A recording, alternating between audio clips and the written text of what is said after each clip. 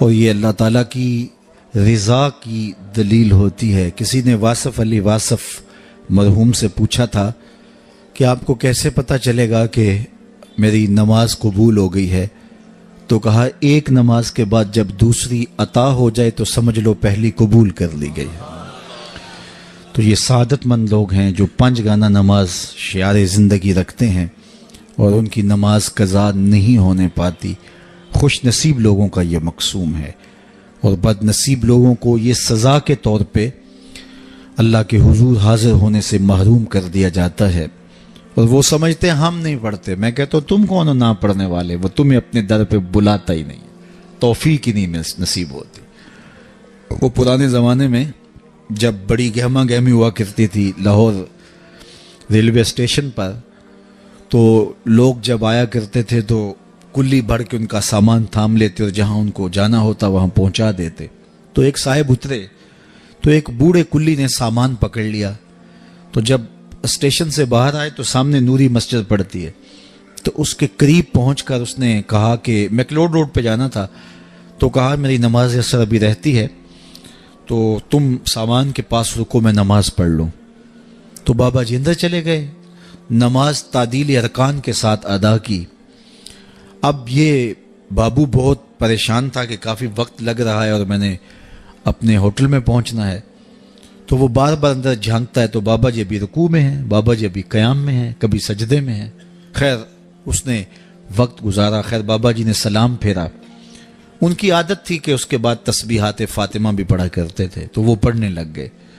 تو اس کا پیمانہ صبر لبریز ہو گیا، تو یہ آگے بڑھا اور جہاں جوتے اتارے جاتے ہیں وہاں کھڑا ہو کے مسجد کے اندر جھانک کر کے کہتا ہے بابا آ بھی جا، تینوں کیڑی شے باہر نہیں آن دیندی؟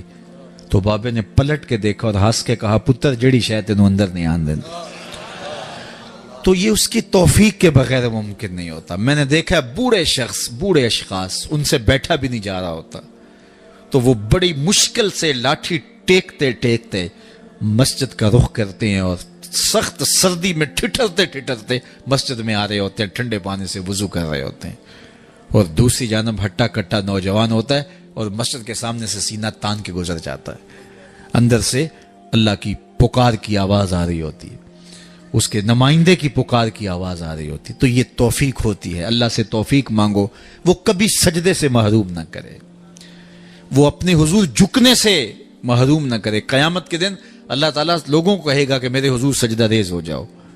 آج اگر کوئی نماز پڑھتا ہے یا نہیں پڑھتا، قیامت کے دن تو چاہے گا کہ میں اس کی حضور سجدہ ریز ہو جاؤں۔ جب سورج سوا نیزے پہ ہوگا پھر تو کوئی انکار نہیں ہوگا۔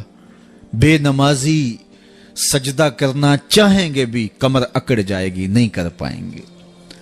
اللہ فرماتا ہے قرآن مجید کے اندر کچھ لوگ جہنم کو دھکیلے جا رہے ہوں گے، ان کے ملنے والے کوئی راستے میں ملیں گے، ان کو کہیں گے ما سلککم فی سقر، تم جہنم میں کیوں جا رہے ہو؟ تو وہ کیا کہیں گے؟ لم نکو من المصلین، ہم نماز نہیں پڑھا کرتے تھے۔ ایک بار نہیں، 2 بار نہیں، قرآن و حدیث میں 750 مرتبہ نماز کا حکم آیا ہے۔ یار ایک بات میں آپ کو کہوں، ہمارے خطبہ کہتے ہیں نا کہو سبحان اللہ، تو سامعین نہ کہیں تو وہ ناراض ہو جاتے ہیں، کوئی مذاق کر دیں گے، پھر سخت غصے میں آ جائیں گے، کئی تو ناراض ہو کے تقریر چھوڑ دیتے ہیں کہ میں تمہارے پاس آیا ہوں، تم زور سے سبحان اللہ بھی نہیں کہتے۔ تو 3 مرتبہ، 2 مرتبہ، 4 مرتبہ ایک مکرر ایک بات کہے اور آپ نہ مانیں یا میں نہ مانوں تو وہ ناراض ہو جاتا ہے، اور میرا رب ایک بار نہیں 750 مرتبہ کہہ رہا ہے۔ نماز کا حکم اللہ اور اس کے رسول کی جانب سے 750 مرتبہ ہے۔ کتنا ڈھیٹ پنا ہے کہ بندہ پھر بھی اللہ کے حضور سجدہ ریزی کی توفیق نہ پائے، اور وہ کس طرح جو ہے وہ ڈٹائی کے ساتھ اپنی زندگی گزار دے۔ 5 گانہ نماز شعار زندگی بنا لو، یہ دین ہے، اس کو اچھی طرح سے روحوں میں اتار لو، اور 5 گانہ نماز کبھی بھی تم سے قضا نہ ہونے پائے۔